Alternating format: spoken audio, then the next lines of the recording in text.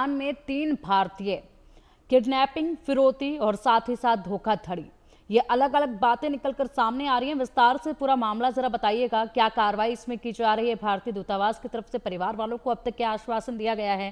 विस्तार से बताइएगा। देखिए, दरअसल जो जानकारी है, ये जो युवक हैं, ये युवक ईरान गए थे। इनको दरअसल जो यहाँ से फॉरेन भेजने के लिए काम करने वाले जो लोग हैं, उन्होंने एजेंट जो थे, उन्होंने कहा था कि इन्हें ऑस्ट्रेलिया भेजा जाएगा, मगर 18 लाख लेने के बावजूद भी इनको ऑस्ट्रेलिया पहुंचने का अभी तक कुछ हुआ नहीं था। तो फिर इन्होंने यहाँ से जो एजेंट है उसने जो है इन युवकों को, इस युवक को, जिस युवक को मारपीट हुई है, इसे ईरान भेजा और बाद में ईरान में जाकर जो है ये युवक जो है, ये दरअसल किसी और युवकों के साथ मिलकर कहीं उनको आगे ट्रेवल करवाना शुरू किया। और उसके बाद ये डोंकी सिस्टम वहां पे बहुत चलता है। जब एक देश से दूसरे देश जाने के लिए जो इलीगल तरीका है जाने का, तो उसमें जाते हैं, एक बॉर्डर्स को क्रॉस करते हैं इलीगली।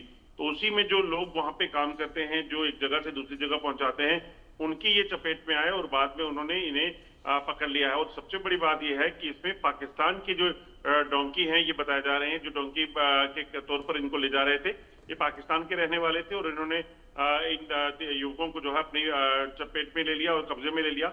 और उसके बाद पहले 1 लाख रुपए की मांग की और अब 18 लाख रुपए की और मांग की जा रही है। और कहा जा रहा है कि अगर नहीं दोगे तो इनको मारा भी जा सकता है। तो ये सिलसिला जो है ये काफी लंबे समय से चल रहा है, क्योंकि पंजाब में ज्यादातर युवक फॉरेन कंट्रीज में जाकर काम करना चाहते हैं। जो लीगल तरीके से जाते हैं वो तो ठीक, मगर पिंकी जो इलीगल तरीके से फंस जाते हैं वो ऐसा ही होता है।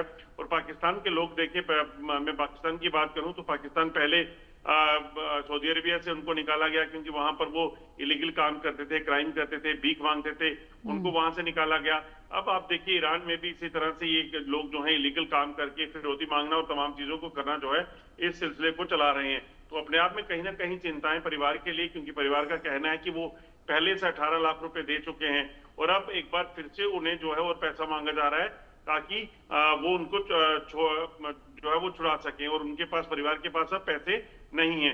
तो काफी चिंताएं जो है इस वक्त परिवार के लिए बनी हुई हैं।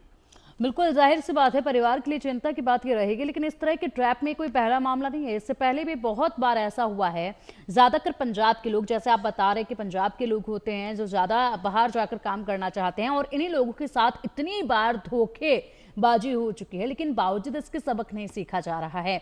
अब क्या कुछ कार्रवाई की जा रही है? किस तरीके से समाधान इसका होगा? क्या एक्शन इसमें लिया जाएगा? क्या प्रोटोकॉल कहता है अजय इस तरह के मामला? देखिए, इस मामले में अब प्रशासन की मदद जो है वो ली जाएगी और फिर प्रशासन वहां की सरकार से गुहार लगाएगा। जो भारत सरकार है वो वहां की सरकार से बात करेगी। उसके बाद जो है इस मुद्दे पर कुछ काम हो पाएगा, फिर इनको ट्रेस करने का सिलसिला शुरू होगा। वो चीजें जो है वो कहीं ना कहीं तभी सामने आ पाएंगी। अलबत्ता ये सिलसिला जब तक ये पैसे नहीं देते हैं या पैसा उन तक नहीं पहुंचता है, तो वो आगे की कार्रवाई क्या है वो तभी स्पष्ट हो पाएगी। क्योंकि एक देश में बैठे लोग जो हैं वो परिवार के लोगों से पैसे की मांग कर रहे हैं, तो इसमें और कई वजहें जो है वो इन्वेस्टिगेशन का पार्ट है। मगर अभी क्योंकि ये दूसरे देश का मामला है, ईरान का मामला है, पाकिस्तान के लोग उसमें शामिल हैं, तो ऐसे में कहीं ना कहीं इसकी जांच होने के बाद ही साफ होगा कि आखिरकार क्या है। बिल्कुल, जांच होने के बाद ही तस्वीर और अधिक साफ हो पाएगी। लेकिन इसी के साथ अजय, सवाल एक ये भी खड़ा होता है कि आए दिन इस तरह की धोखाधड़ी जो है वो निकलकर सामने आ रही है। बहुत सारे ऐसे ऑफिस दफ्तर जो हैं पंजाब में खुले हुए हैं, सरहद के इस पार भी खुले हुए हैं, वो भी बहुत धोखाधड़ी जो है वो कर रहे हैं। आगे भी उनके कॉन्टैक्ट होते हैं, उनसे नेटवर्क जो है वो लगा, हमेशा ये एक बड़ा नेटवर्क जो है वो पाया जाता है इस तरह के मामलात में। तो इन पर क्या एक्शन लिया जाएगा? क्यों नहीं अभी तक कोई इन पर एक्शन लिया जा रहा है? क्योंकि ये कोई पहला मामला तो ऐसा है नहीं। इस तरह की धोखाधड़ी पर लगाम क्यों नहीं लग पा रही आखिरकार?